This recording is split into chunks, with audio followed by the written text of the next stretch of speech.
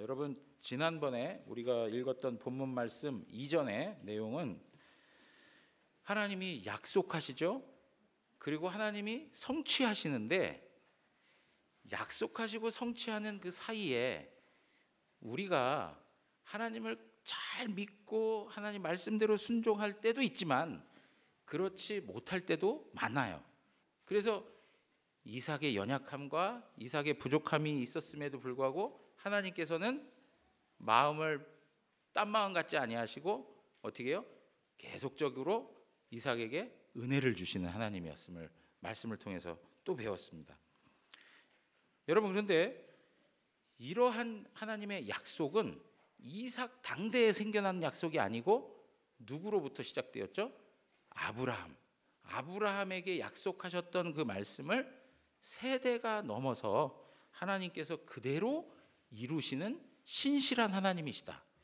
우리 마음 같으면 벌써 변해도 몇 번을 변하고 바뀌었을 것인데 하나님께서는 그렇게 우리의 상황과 상태에 따라서 마음이 바뀌시는 분이 아니라 신실하게 하나님의 약속한 바를 이루시는 하나님이시다라고 하는 것입니다. 그것이 하나님이 이삭과 함께 하신다라고 하는 증거입니다. 자, 26장 3절 가서 보시면 뭐라고 써 있냐면 이 땅에 거류하면 내가 너와 함께 있어 내게 복을 주고 그래요. 내가 너와 함께 하겠다라고 하나님이 이삭에게 말씀하셨습니다. 그리고 나서 24절 가서 또 보시면 뭐라고 나와 있습니까? 그 밤에 여호와께서 그에게 나타나 이르시되 나는 내 아버지 아브라함의 하나님이니 두려워하지 말라. 내 종 아브라함을 위하여 내가 너와 함께 있어 내게 복을 주겠다라고 말씀을 합니다. 하나님이 함께 하시는 은혜가 이삭의 삶에 있는 거예요. 그래서 하나님께서 지난번 말씀을 통해서 우리에게 보여주신 건 물질의 복을 주셨어요. 그래가지고 거부가 되게 하셨어요. 여러 가지 어려운 상황들이 있었어요. 뭐 우물을 파면 블레셋 사람들이 자기네들 거라고 가져가 버리고 하는 그런 여러 과정들이 있었어요. 그럼에도 불구하고 하나님께서는 내가 너와 함께 하고 있어 라고 하는 것을 증명해 내신 것이 이삭이 거부가 되는 거예요. 여러분, 구약에서는 하나님이 함께 하시고 영적인 복이 있다는 그것을 어떤 걸로 표현하냐면 물질적인 복으로 표현을 해줘요. 실질적으로 물질로도 하나님께서 복 주시는 것도 우리는 충분히 인정하고 받아들여야 돼요. 하나님께서 거부가 되게 하셨어요. 그래가지고 그랄 왕 아비멜렉조차도 사실은 그런 이삭의 모습들이 편안하게 느껴지지는 않았을 거예요. 왜냐하면 그 전에 아비멜렉이 보인 태도를 보면 시기하고 더 나아가서 어떻게 해요? 아비멜렉도 이삭에게 너가 이 땅을 떠나라 그런 얘기까지 했거든요. 그러니까 그런 걸 놓고 보면 하나님이 함께 해주심으로 이삭은 존재할 수 있었고 존재하는 것을 넘어서서 더 풍성한 삶을 누릴 수 있게 되었다는 겁니다. 그런데 여러분, 이러한 하나님이 함께 하시겠다고 하는 그 은혜가 물질적인 복으로만 설명되지 않고 어떤 방식으로 또 나타나냐면 첫 번째가 하나님이 이삭 외에 원수들과 대적자들의 삶의 그 모든 것들도 통제하시고 다스린다는 거예요. 자, 오늘 본문에 보면은 이삭이 아주 당황스러운 일을 경험합니다. 왜 그러냐? 그랄 왕 아비멜렉이 이삭을 찾아온 겁니다. 여러분 26절 가서 한번 보세요. 아비멜렉이 그 친구 아후삿과 군대 장관 비골과 더불어 그랄에서부터 이삭에게 온지라 그렇게 말씀하고 있어요. 여러분 여기 친구라고 이렇게 표현되는 친구라기보다는 사실은 참모가 되는 거예요. 그래서 아주 전략가인 거죠. 그리고 또 군대 장관이 있었어요. 그들이 바로 이삭에게 찾아온 거예요. 여러분 이삭의 입장에서 보면 쫓아낼 때는 언제고, 그죠? 쫓아낼 때는 언제고 지금 찾아온 이유가 무엇일까라고 하는 의구심을 가질 수 있는 거예요. 그런데 우리가 하나 주목해야 될 것은 무엇이냐면 그랄 왕 아비멜렉과 이삭의 관계는 그 당대에서만 있었던 관계가 아니고 그 이전에 아브라함과 아비멜렉과의 계약적 관계가 있었다는 걸 우리는 기억하실 수 있어요. 그 무엇이냐면 창세기 20장으로 가서 보시면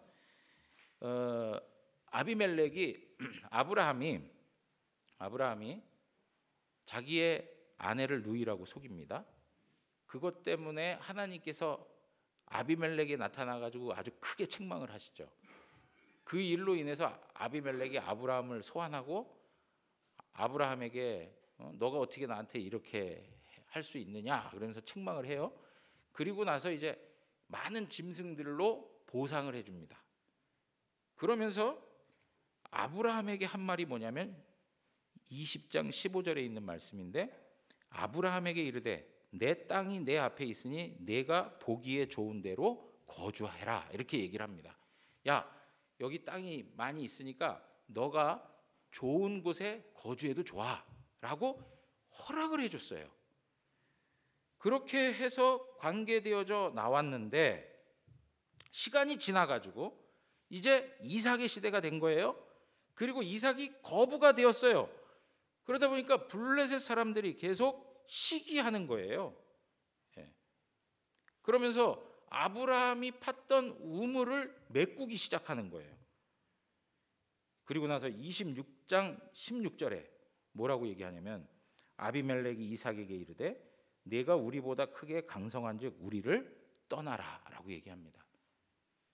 너희들은 이제 우리보다 강성한 것 같으니까 떠나 라고 이야기합니다.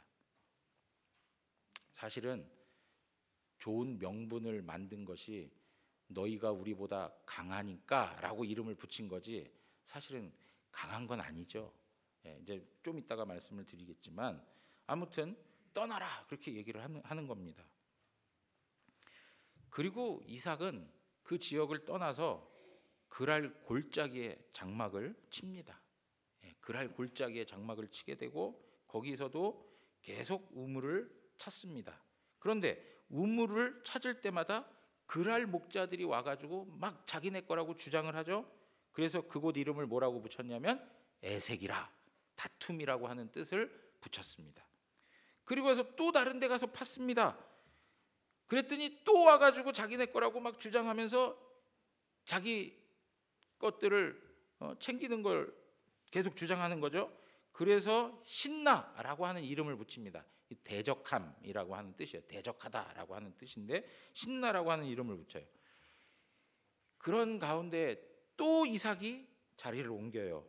그래서 우물을 얻게 됐는데 그것을 르호봇이라 합니다.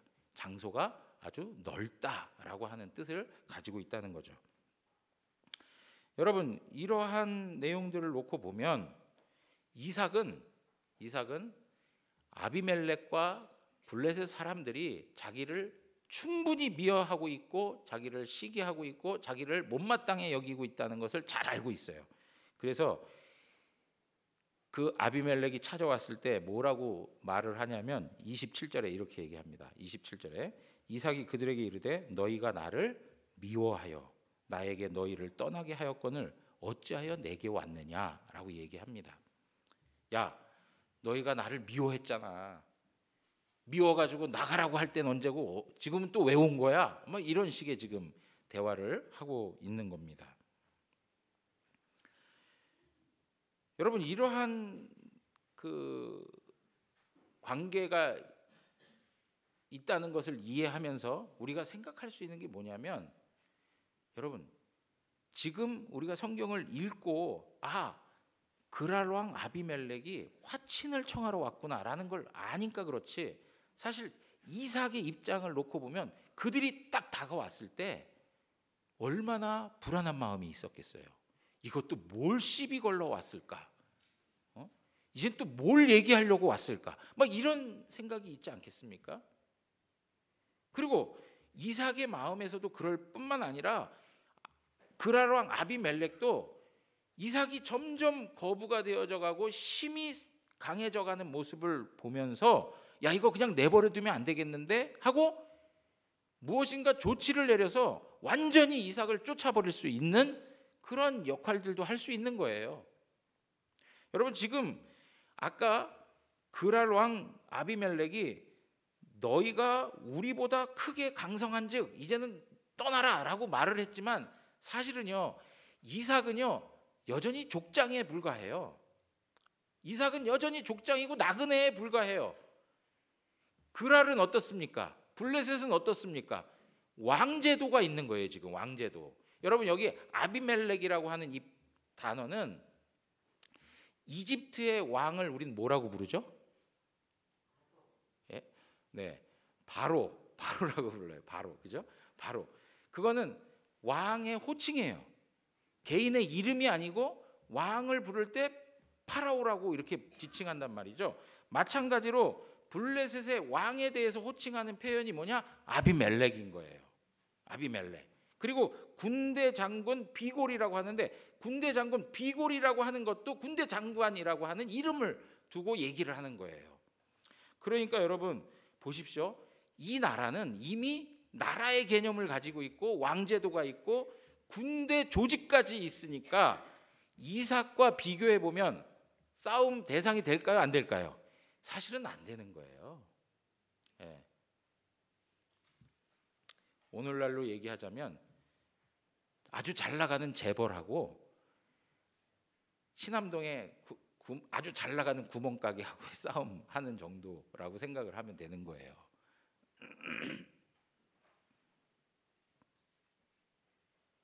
그런데 이들이 이삭을 완전히 추방시켜버리고 자신들의 권리를 그냥 확대하기 위해서 왔으면 문제인데 그렇지가 않은 거예요. 오늘 본문 보니까 28절에 이렇게 얘기합니다. 그들이 이르되 여호와께서 너와 함께 계심을 우리가 분명히 보았으므로 우리의 사이에 곧 우리와 너 사이에 맹세하여 너와 계약을 맺으리라. 이렇게 얘기합니다. 예. 여러분, 이것이 바로 하나님께서 이삭에게 베푸시는 은혜라는 거예요. 예. 그들의 마음을 녹여주시는 것, 강팍하고 완고한 그 마음, 이삭을 향하여 내가 이삭을 아주 죽여버리겠어 하는 그 마음 갖지 않고, 그리고 블레셋 그랄 지역에서 내 권리를 내가 다시 한번 찾아서 회복시키겠어, 이런 마음 갖지 않고 이삭에게 와서 화친을 청한다는 것 자체가 뭐예요? 하나님의 은혜라는 거예요. 하나님의 은혜. 여러분, 야곱의 인생 가운데에도 하나님께서 그런 은혜를 허락해 주셔요. 자, 창세기 27장 이제 우리가 읽어가면서 또 대하게 될 이야기들이지만 먼저 좀 보면 27장 41절에 이렇게 말씀하고 있어요.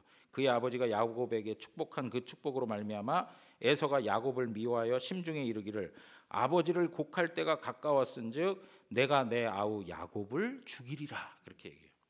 무슨 얘기입니까? 야곱이 에서 분장을 하고 장자의 축복을 받았어요.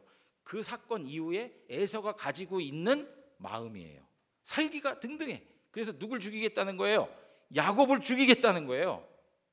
그래서 야곱이 어떻게 합니까? 밧단 아람 외삼촌 라반의 집으로 도망을 가요.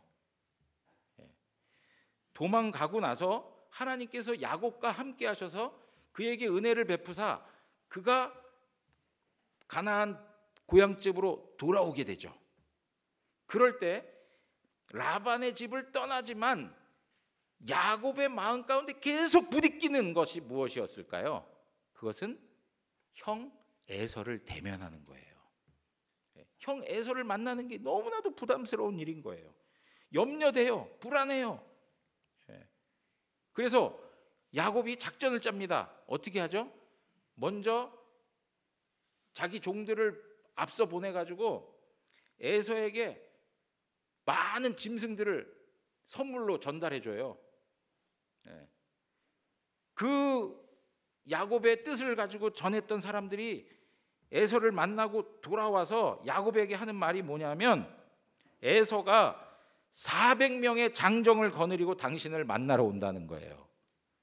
여러분, 그 이야기를 들었을 때 야곱의 마음은 어땠을까요? 예? 막 속이 타는 거 아니겠어요? 너무나도 답답하고 너무 고통스러운 그 과정을 지금 야곱이 경험하고 있는 거예요. 그래서 야곱이요, 이 사나이지 않습니까?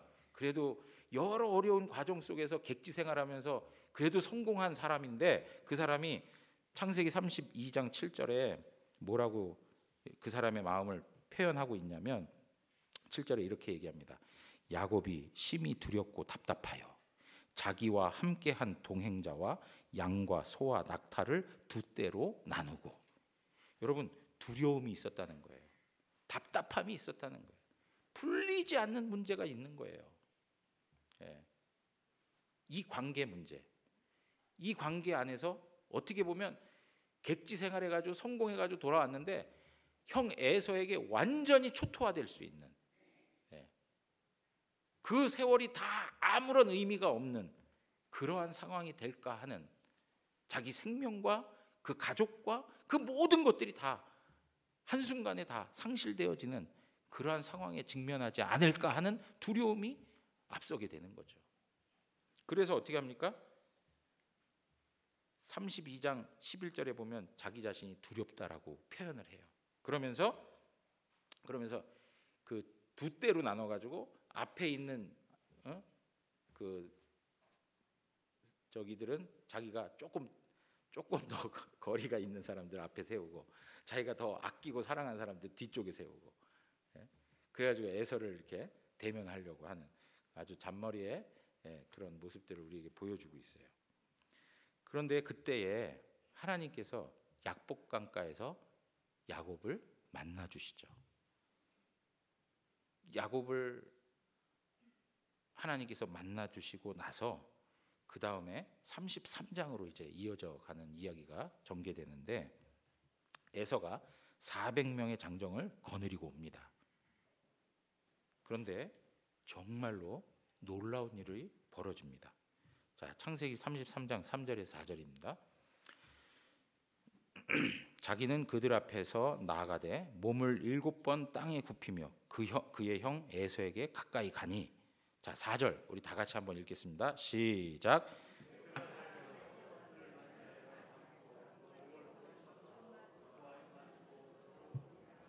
아멘. 여러분, 에서가 달려와 가지고 그를 맞이하여 안고 목을 어긋맞추어 그와 입 맞추고 서로 울었다. 이거 엄청난 사건 아닙니까? 야곱의 입장에서 한번 생각해 보세요. 자기 이제 죽었구나 하는 생각을 하고 있는데 그 두려움과 공포 속에서 질려가지고 어쩔 수 없이 한 발 한 발 내딛고 가고 있는데, 에서가 나타나가지고 자기들을 전멸시키는 게 아니고 오히려 와가지고 끌어안고 우는 거예요. 이 놀라운 일이 어떻게 생겨나냐 말이죠. 그래서 창세기 33장 9절에서 11절에 이렇게 보면 에서가 이렇게 말합니다. 내 동생아, 내게 있는 것이 족하니 내 소유는 내게 두라. 내 동생아 라고 얘기해. 내 동생아. 여러분, 동생아 이렇게도 얘기 안 해요. 마이 브라더, 내 동생아. 여러분, 얼마나 친근하게 이야기합니까? 그러면서 이 모든 것들, 이 모든 재산들 다 괜찮아. 너 건 네가 가져. 난 충분해. 그러면서 아주 쿨하게 나오는 걸 볼 수 있는 거예요, 지금. 여러분, 이때의 야곱의 마음이 어땠을까요? 그러니까 야곱이 이렇게 나오는 거예요.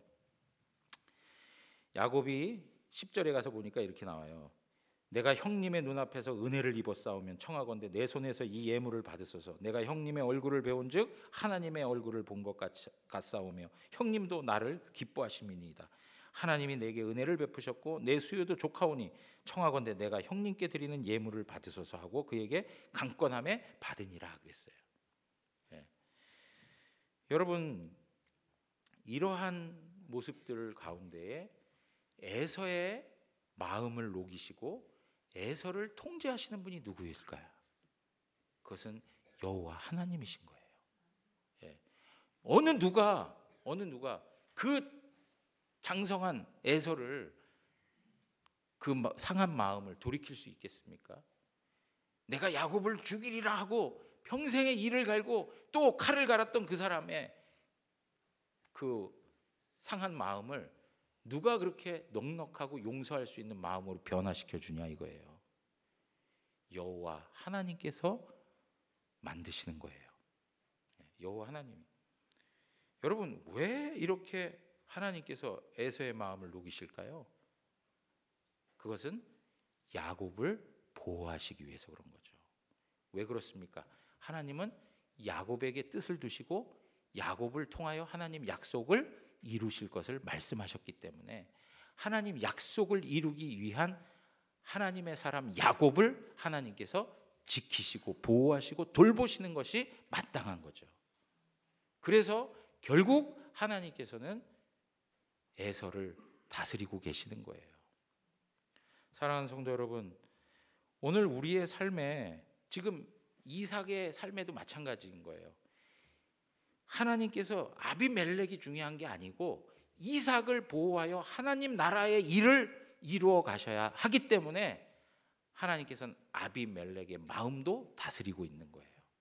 하나님의 존귀한 백성들, 약속의 자녀들, 하나님 나라의 시민들을 하나님께서 보호하시고 그들에게 약속하셨던 일들을 성취하기 위해서라도 하나님께서는 이 세상 열방을 하나님의 주권 속에서 하나님의 통치 속에 다스리고 계시다는 거죠.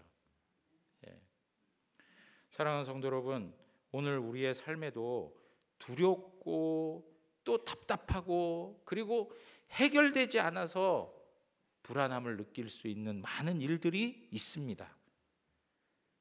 그러할 때 우리는 놀라지 말고 두려워하지 말고 우리 하나님이 우리와 함께 하신다는 걸 믿으십시오. 우리 하나님이 함께 하신다. 자, 이사야 27장 1절 3절 여호와는 나의 빛이요 나의 구원이시니 내가 누구를 두려워하리요? 여호와는 내 생명의 능력이시니 내가 누구를 무서워하리요? 내가 누구를 두려워하며 내가 누구를 무서워하는가? 여호와 하나님이 나의 빛이요 나의 구원이시요 내 생명의 능력이시니 내가 두렵고 불안할 이유가 무엇인가? 이것을 고백하고 있는 거예요. 그러면서 2절에 가서 뭐라고 얘기하느냐? 악인들이 내 살을 먹으려고 내게로 왔으나 나의 대적들 나의 원수들인 그들은 실족하여 넘어졌도다.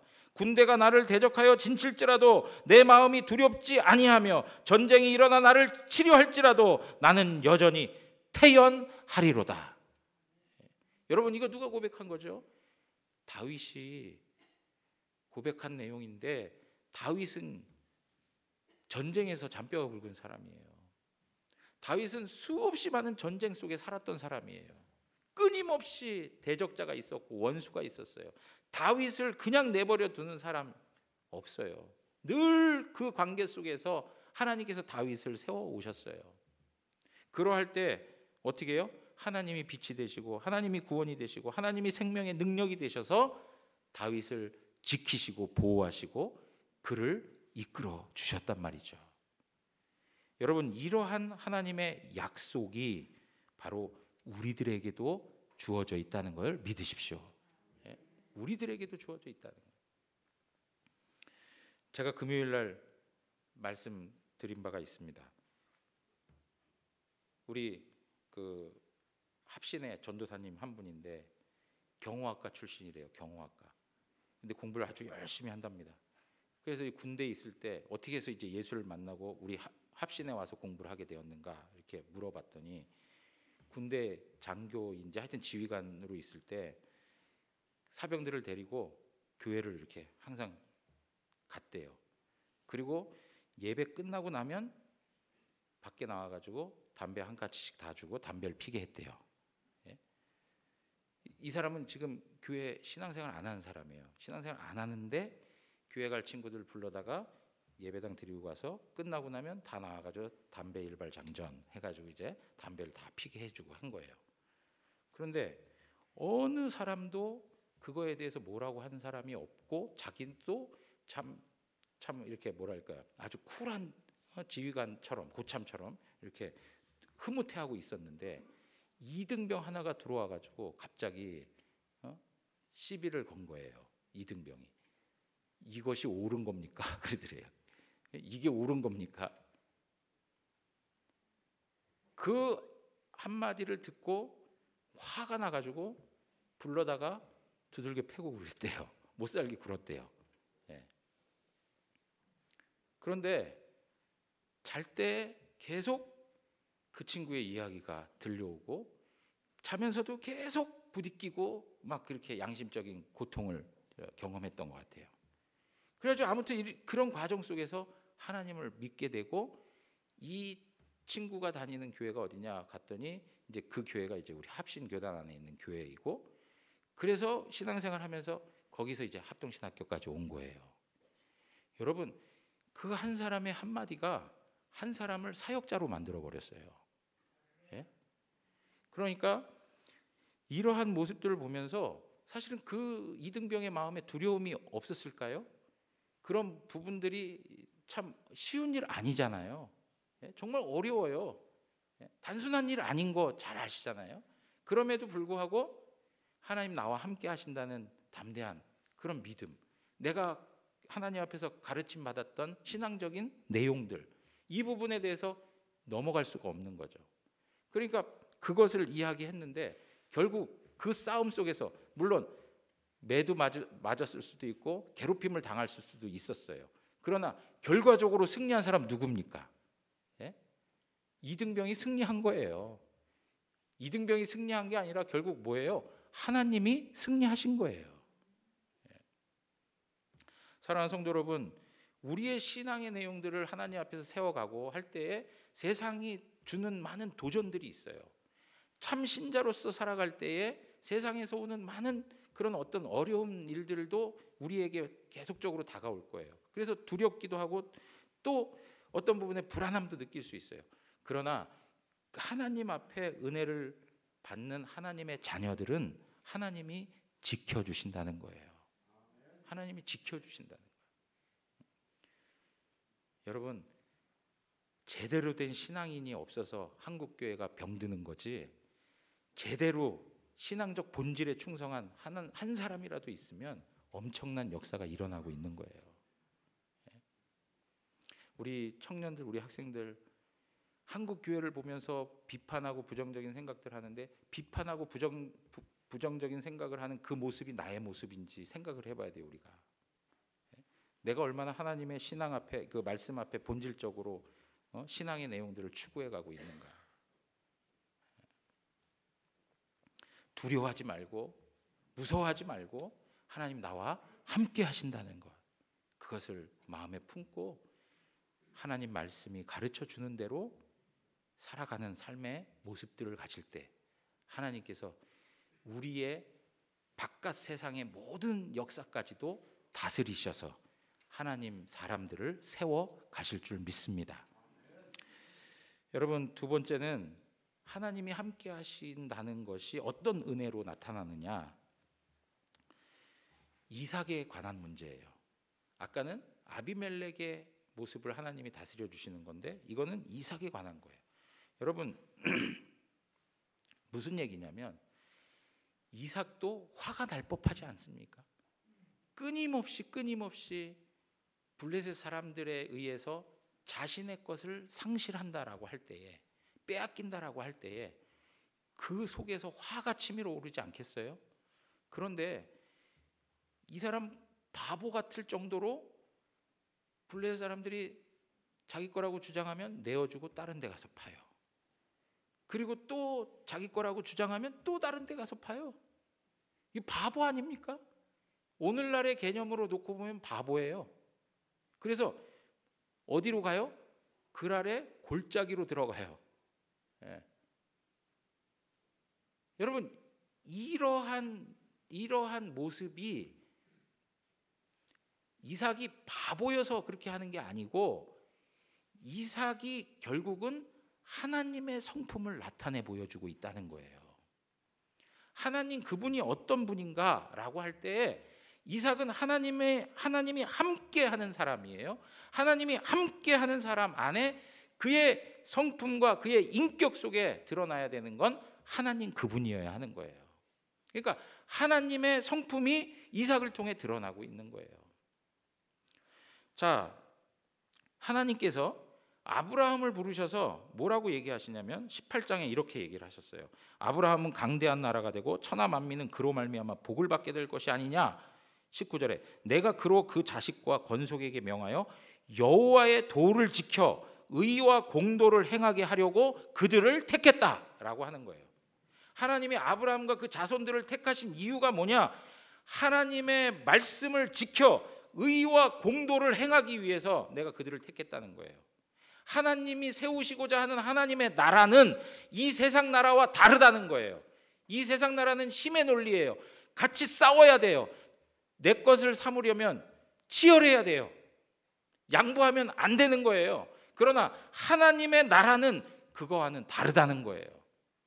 하나님의 나라는 하나님의 성품이 나타나는 나라라는 거예요. 하나님의 속성이 나타나는 나라. 여러분, 그래서 하나님의 성품이 무엇으로 설명되는가 봤더니 갈라디아서 5장 22절 23절에 뭐라고 나왔냐면 성령의 열매는 사랑과 희락과 화평과 오래 참음과 자비와 양선과 충성과 온유와 절제니 이 같은 것을 금지할 법이 없다라고 얘기하시면서 하나님의 성품에 대해서 말씀해 주고 있어요. 이삭이 우물이 소중하지 않아서 양보한 게 아니에요.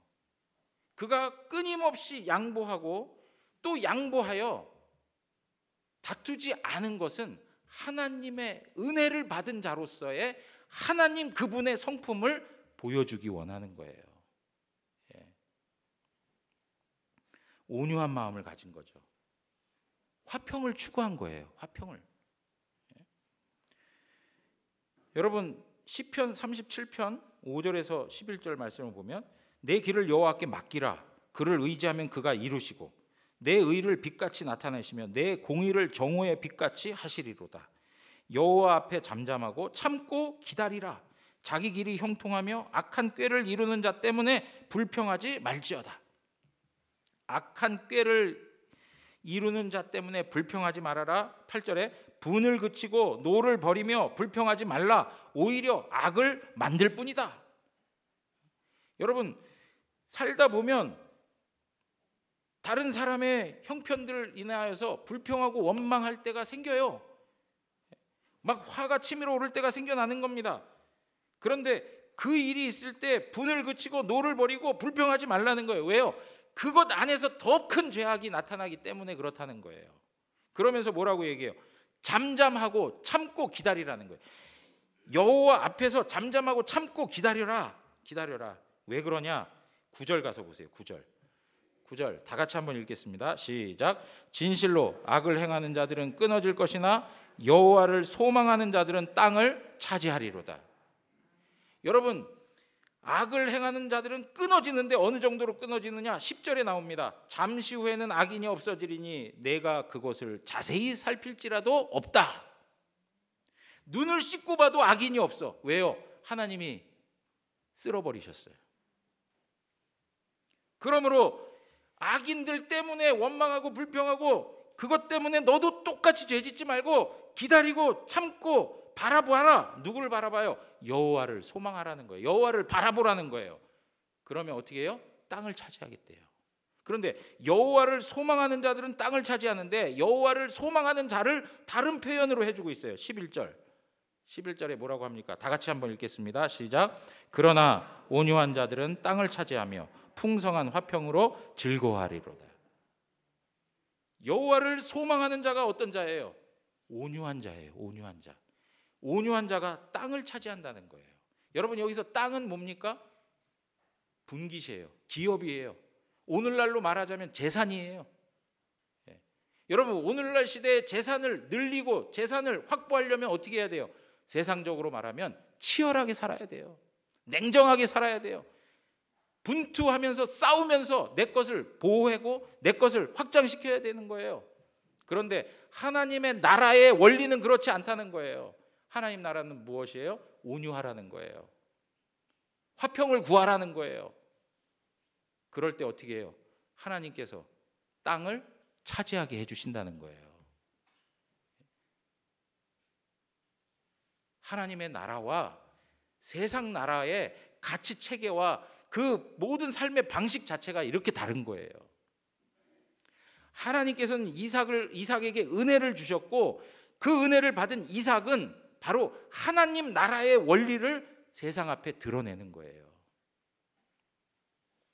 사랑하는 성도 여러분, 마태복음 5장 거기에는 팔복이 나오고, 그 5장, 6장, 7장은 산상수훈으로서 하나님 나라의 백성이 어떻게 삶을 살아야 되는가에 대한 이야기가 나와요.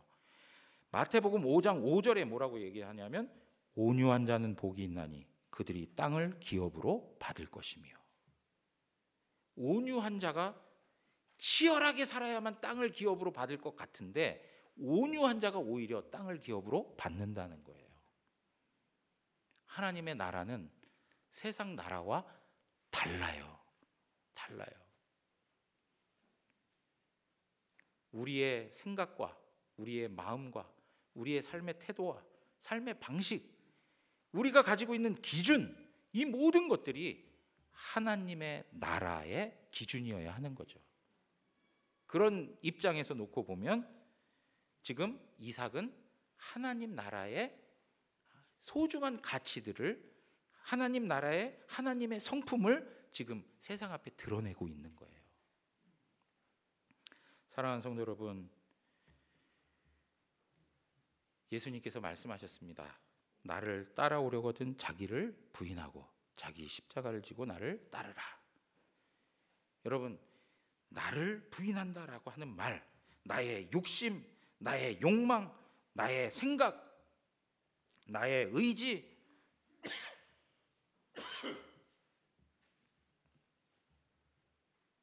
이 모든 것을 내려놓고 그냥 비어 있는 채로 살아가는 게 아니에요.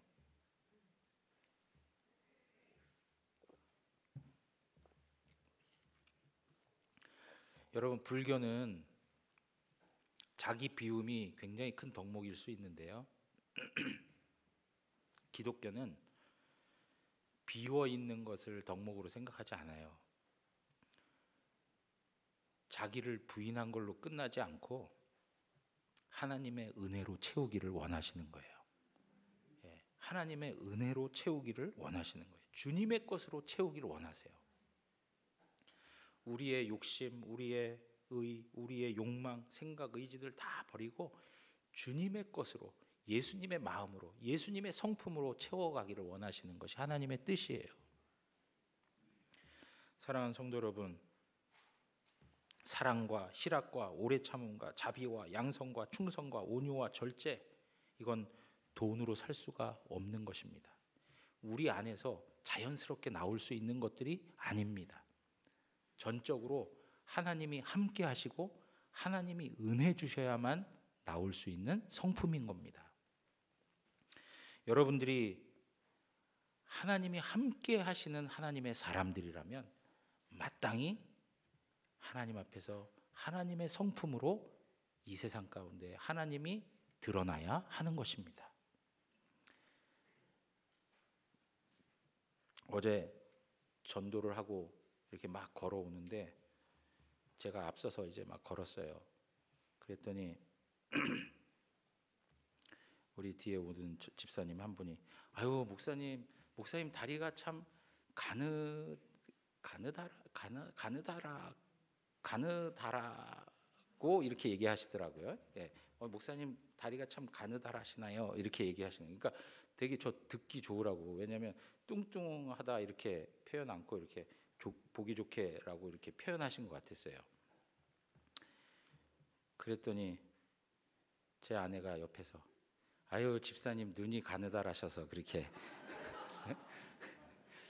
그러니까 그런 초치는 얘기들을 하지 마시라 이거예요. 그냥 그렇게 해서 훈훈한 거 좋잖아요. 좋은데 그런 분위기에 초를 친다. 이런 게 아니란 말이에요. 하나님의 은혜로 채워졌으면 초를 칠 수가 없어요. 제가 그래서 그 말을 듣고, 저도 젊었을 땐 가느다랬습니다. 뭐 이렇게 하고 했는데, 예.